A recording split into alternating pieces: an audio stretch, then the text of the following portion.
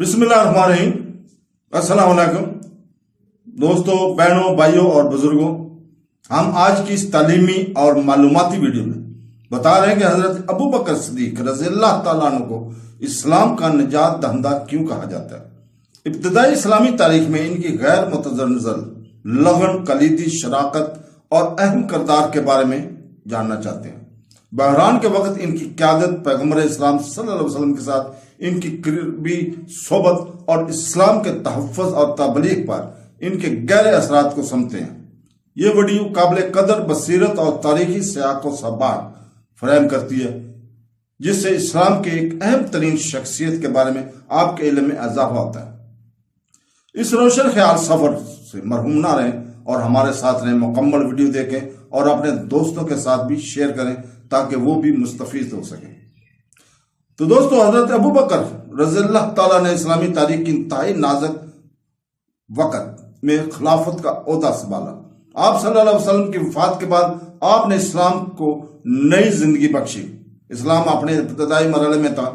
جب اسے خلافت کی ذمہ داری سونپی گئی، اسے بغاوت، عروج یا زوال، نبیوں اور ارتداد کی تاریخ سے خطر تھا۔ اس نے اپنے غیر متزلزل ایمان کی وجہ سے تمام کفریہ طاقتوں کو کچل دیا۔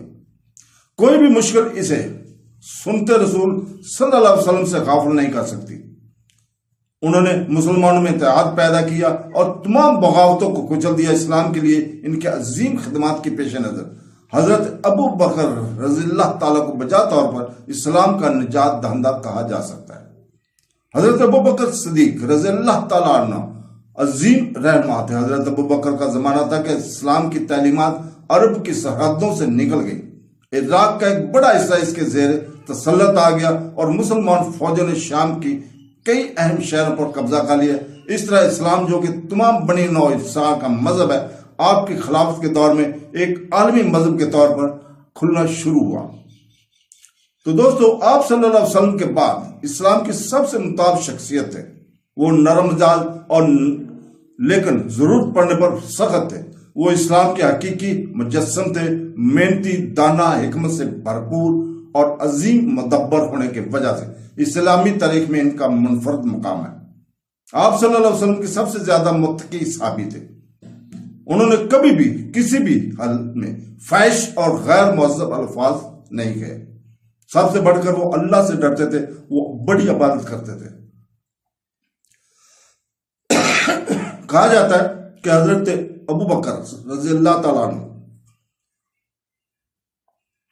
حضور پاک صلی اللہ علیہ وسلم کی طرح نماز پڑھا کرتے تھے۔ وہ ہر شخص تھا جس نے اپنا سب کچھ اللہ اور اس کے رسول کی خاطر خرچ کیا۔ حضور پاک صلی اللہ علیہ وسلم نے ان کی جنت کی بشارت ان کے الفاظ میں دی۔ جنت کے تمام دروازے سے ابو بکر کا نام پکارا جائے گا اور میری امت کے پہلے شخص ہوں گے جو اس میں داخل ہوں گے۔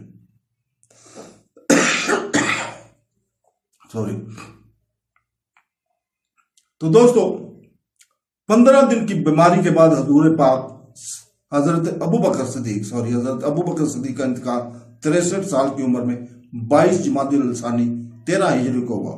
اپنی وفات سے پہلے آپ نے اپنی صاحبزادی حضرت عائشہ رضی اللہ تعالیٰ عنہ سے یہ الفاظ فرمائے: میرے کفن کے لیے نیا کپڑا مت استعمال کرو، میرے استعمال کی چادر کو دھو ڈالو اور میری لاش کو اس میں لپیٹ دو۔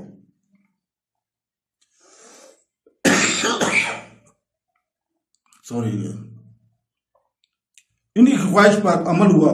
ان کی اگلی خواہش یہ تھی کہ وہ اپنا باغ بیچ کر بیت المال میں خلیفہ کی تنخواہ کے طور پر ملنے والی تمام رقم واپس کر دیں۔ حضرت ابو بکر صدیق نے بے لوث خدمت کے عظیم الشان نشان چھوڑے۔ تو دوستو، اللہ حافظ۔